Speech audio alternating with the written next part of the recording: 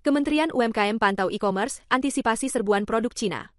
Pemerintah akan memperketat pengawasan aktivitas perdagangan digital terutama e-commerce untuk mengantisipasi serbuan produk impor dari Cina pasca kebijakan tarif Presiden Amerika Serikat Donald Trump.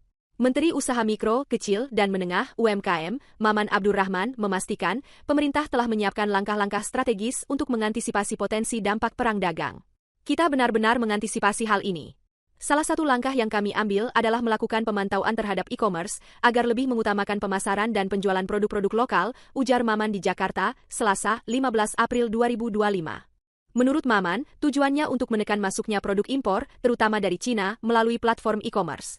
Pemerintah juga akan menciptakan ekosistem usaha yang lebih efisien. Harga dan barang yang dijual bisa bersaing dengan produk-produk dari luar. Saya pikir itu tetap jalan dan monitoring kepada e-commerce pun kita lakukan terus, kata Maman. Pemerintah tengah berkoordinasi secara intensif agar kebijakan tarif baru dari AS tidak memberikan dampak langsung terhadap industri nasional.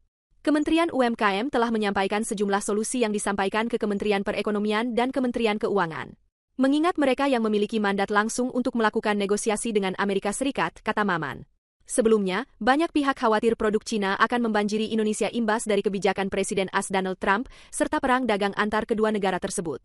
Asosiasi Industri Besi dan Baja Indonesia, Indonesia Iron and Steel Industry Association (IISA), mengaku khawatir kebijakan pemerintah yang menghapus kuota impor dan melonggarkan ketentuan tingkat komponen dalam negeri (TKDN) berpotensi membuat industri lokal kebanjiran produk Cina.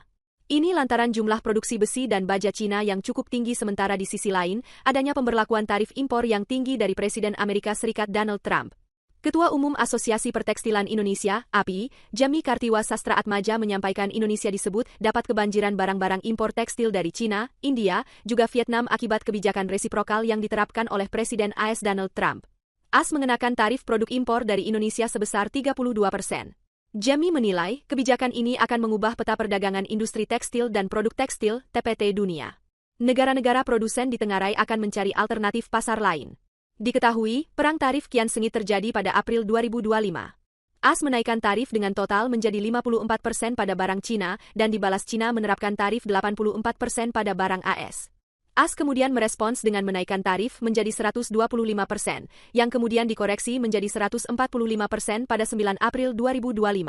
2 hari setelahnya, Cina menaikkan tarif pada semua impor AS menjadi 125%, yang berlaku efektif per 12 April 2025.